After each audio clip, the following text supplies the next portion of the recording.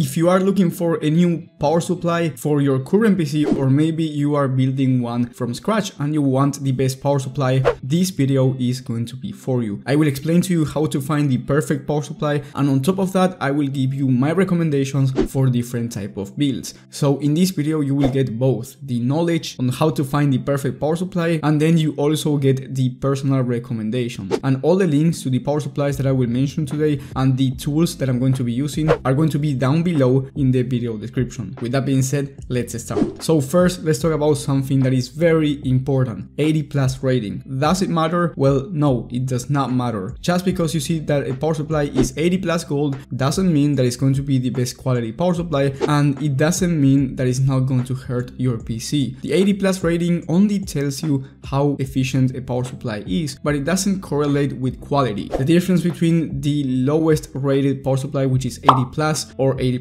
white, and the highest rated power supply, which is 80+ titanium, is very small. So it doesn't matter if you go with an 80+ bronze or 80+ gold or 80+ titanium power supply, there's just not going to be a big difference. And there's definitely not going to be a difference when it comes to quality, because remember, 80+ ratings do not determine quality. So what does actually determine quality? Well, there are many factors, and it's actually very complex for the average guy to understand, and I'm including myself here because I do not know everything about the inside of a power supply. But luckily for us, we have a tool called PSU Calculators list, which is a list from PC enthusiasts that have tested these power supplies and put a list together with A tier rated power supplies, B tier rated, C tier rated, E tier, V tier, and lastly F tier. So you can go to their website and see every power supply for yourself, and if you don't see a power supply model there, you can join their Discord and ask for a specific model, and this tool is going to be your best friend. So when you're looking for a power supply, you just press Ctrl F and search for the specific power supply that you saw, and you will see the tier of the power supply that you want to buy. Now for budget builds, C tier rated is fine, and I would even say for mid-range builds, C tier rated is still fine. V tier rated is ideal for mid-range builds, however I do not recommend B tier power supplies, and I will explain that in a second. And then we have A tier rated PSUs,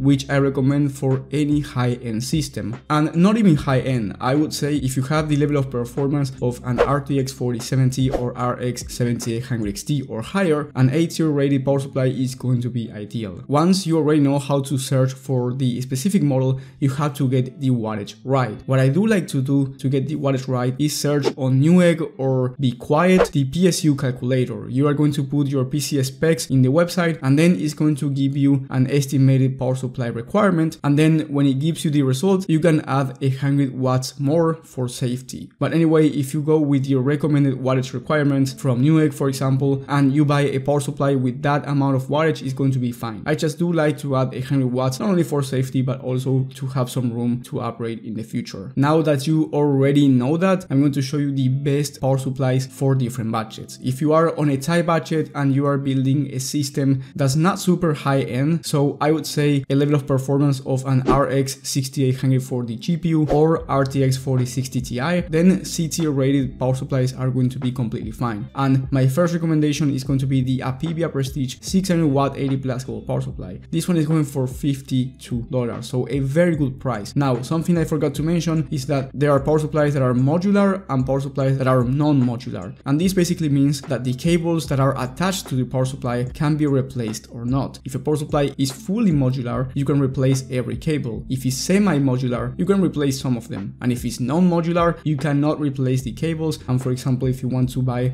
white cables because you like the white aesthetic better, you cannot replace those cables on a non-modular power supply. But at this price point, I don't think it matters that much. You always want to prioritize price to performance, and this Apivia Prestige power supply is going to be perfect. Then another budget power supply, we have the MSI Mag A650BN. This is a 650 watt 80+ bronze power supply that's C tier rated, once again going for $60, and it has more wattage than the last one because it's a 650 watt power supply instead of a 600 watt one. That's going to be the main difference. For the rest of the specifications, it's going to be basically the same. Yes, it's 80+ bronze, so slightly less efficient than 80+ gold, but as I said before, this doesn't matter. And then with the last C tier rated power supply for a budget build, we have the same Apivia Prestige, but this one is an 800 watt power supply, so if you need more wattage in your system because the components that you chose are not very power efficient, but you are still on a budget, this power supply is going to be ideal. Now, as I said before, C-tier rated units are completely fine for most builds that don't have a level of performance of a 7800 XT or RTX 4070, but then I also said I would not recommend you buying a B-tier rated power supply, and the reason why I said that is because B-tier rated power supplies at the moment are basically the same price as A-tier rated power supplies. So there's no reason for you to go with a B-tier rated unit unless it's at the same price as a C-tier rated unit. Otherwise, you are missing out on A-tier rated power supplies for the same price. Now I'm going to recommend you high-end power supplies.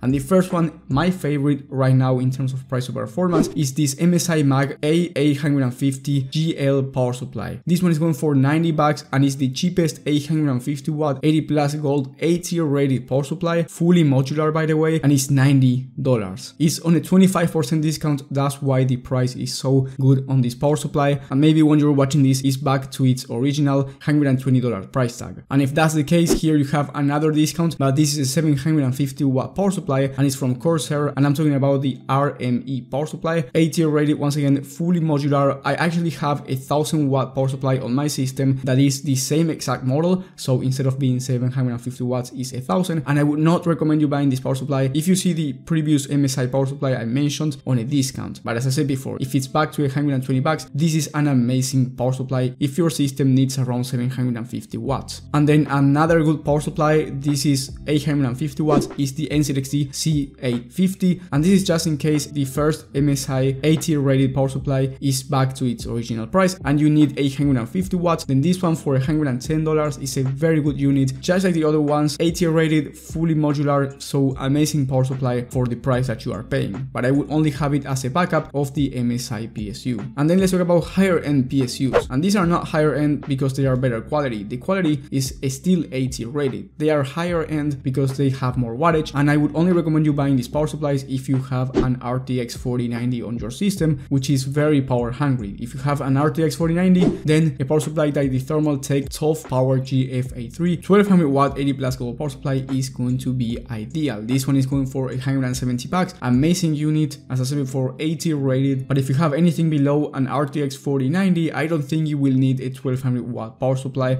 unless you have a 4080 Super, which is similar, and then you get an i9 14900K, which is very power hungry. But even then, I think 1000 watts is going to be just fine. And in that case, I know I haven't mentioned 1000 watt power supplies, but they are going to be as bonus power supplies down in the video description. And if you are enjoying the video so far, leave a like and subscribe. It's going to help the channel a lot, and it only takes like 20 seconds. So if you do that, thank you so much. So yes, as a bonus power supply, I will give you this last one. Is a 1000 watt power supply. I'm not going to talk too much about it, but it's the Super Flower LEDX power supply. This one is 80 plus platinum, 1000 watts, and it's going to be a perfect power supply for most high-end builds, fully modular of course, and it's going for $140, so it's slightly cheaper than the 1200 watt power supply. Anyway, if you haven't built a system yet and you're looking for power supplies, then that's great, but there are many more components that can bottleneck your gaming performance, like your CPU, RAM, and many things. For that reason, I highly recommend you watching my video on the best PC builds for every budget and every resolution.